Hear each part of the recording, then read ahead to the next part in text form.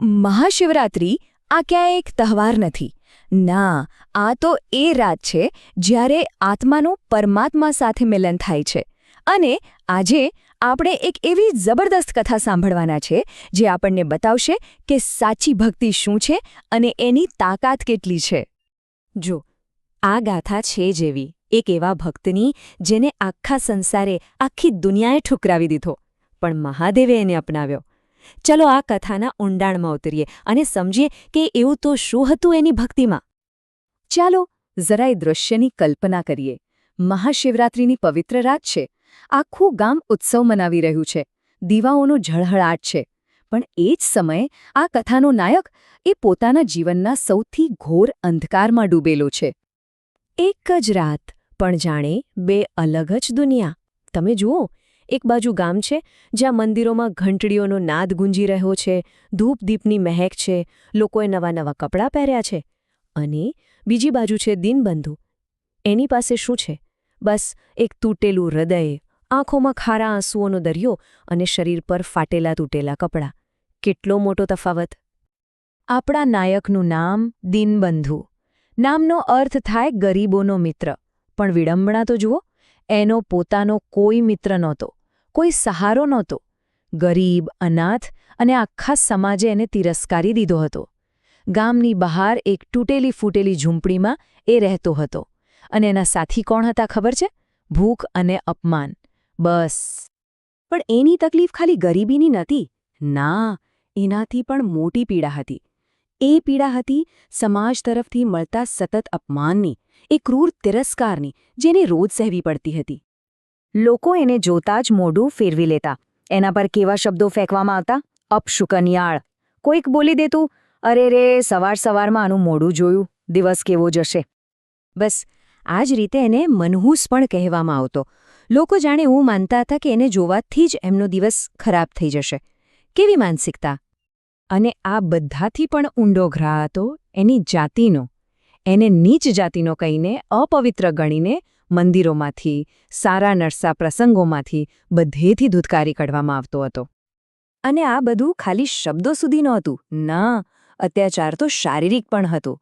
ક્યારેક ગામના મુખીનો દીકરો એને લાકડીથી ફટકારી જતો. કોઈ લગ્નમાં જાય તો ખાવાનું આપવાની ના પાડી દેતા. એકવાર તો પૂજારીએ એને અપવિત્ર કહીને મંદિરમાંથી જ બગાડી દીધો.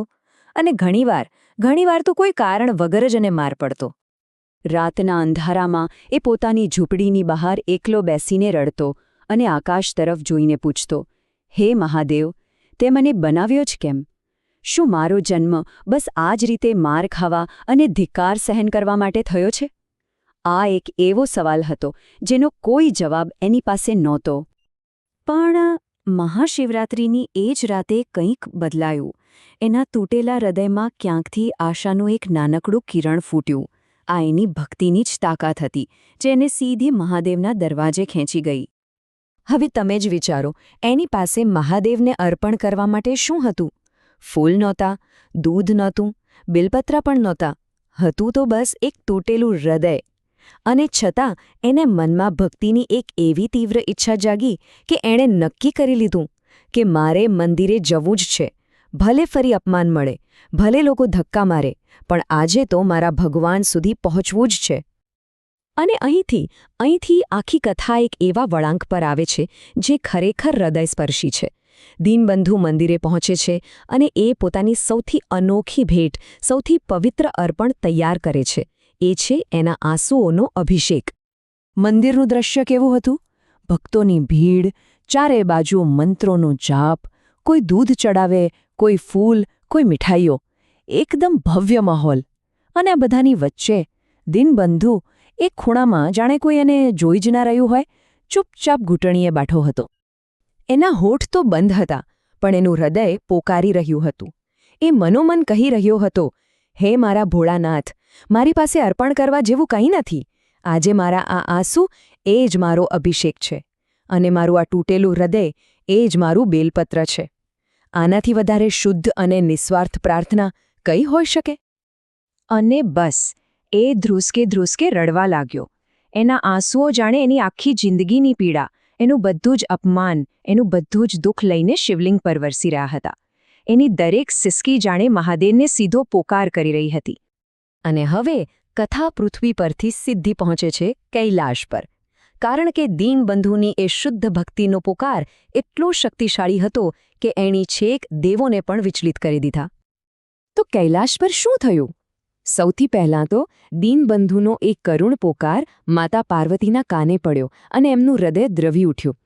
પછી ભગવાન શિવે એમને સમજાવ્યું કે આ કોઈ સામાન્ય રુદન નથી, આ તો ભક્તિનું સૌથી શુદ્ધ, સૌથી સાચું સ્વરૂપ છે. અને તરત જ એમને પોતાના એ ભક્તને દર્શન આપવા માટે કૈલાસ છોડવાનો નિર્ણય કર્યો. અને એની અસર શું થઈ? નીચે મંદિરમાં અચાનક એક દિવ્ય પ્રકાશ અને અદ્ભુત સુગંધ ફેલાઈ ગઈ અને આખી ભીડ શાંત થઈ ગઈ. અને ત્યારે ભગવાન શિવે માતા પાર્વતીને જે કહ્યું એ સાંભળવા જેવું છે. એમણે કહ્યું, આ હૃદય તો શુદ્ધ સોના જેવું છે. આટલા ઘા સહન કર્યા, આટલું અપમાન સહેવું, છતાં એણે મારા પરથી વિશ્વાસ નથી ગુમાવ્યો. પાર્વતી, આને કહેવાય સાચી ભક્તિ. આ શબ્દોએ જાણે દીનબંધુની આખી જિંદગીની પીડા અને એની શ્રદ્ધાને સાર્થક કરી દીધી. અને પછી એ જ ક્ષણે દીનબંધુની સામે એ દિવ્ય પ્રકાશમાં ભગવાન શિવ અને માતા પાર્વતી સાક્ષાત પ્રગટ થયા, પોતાના સંપૂર્ણ વૈભવ સાથે. દીનબંધુ તો બસ જોતો જ રહી ગયો. એ સ્તબ્ધ હતો. એને થયું કે શું આ કોઈ સપનું છે? એના મોઢામાંથી એક શબ્દ પણ નહોતો નીકળી રહ્યો. આ દિવ્ય દર્શન પછી બધું જ બદલાઈ ગયું. એનું જીવન, એની ઓળખ, બધું જ. એની શ્રદ્ધાએ એને દીનબંધુમાંથી જ્ઞાનબંધુ બનાવી દીધો. તો એને શું મળ્યું? સૌથી પહેલાં તો ભગવાન શિવનું વચન કે એના આંસુ દુનિયાની કોઈ પણ ભેટ કરતાં વધુ કિંમતી છે. એની બધી જ પીડા, બધું જ દુઃખ હંમેશા માટે ખતમ થઈ ગયું. એને એક નવું નામ મળ્યું. દીનબંધુ નહીં, પણ જ્ઞાનબંધુ. એનું શરીર જે રોગ અને મારથી ઘેરાયેલું હતું એ એકદમ સાજું થઈ ગયું અને દિવ્ય તેજથી ચમકવા લાગ્યું. અને એના ફાટેલા કપડાં? એ પણ સ્વચ્છ અને શુદ્ધ વસ્ત્રોમાં બદલાઈ ગયા. અને એ ગામ લોકો, જે લોકો એને ધૂતકારતા હતા, એ બધા આ દ્રશ્ય જોઈને દંગ રહી ગયા અને સીધા એના પગમાં પડી ગયા. પણ હવે એ દીનબંધુ નહોતો, એ જ્ઞાનબંધુ હતો. અને જ્ઞાનબંધુ તરીકે એણે પહેલું કામ શું કર્યું? બદલો લીધો? ના. એણે અપાર કરુણા બતાવી. એણે એ બધાને માફ કરી દીધા.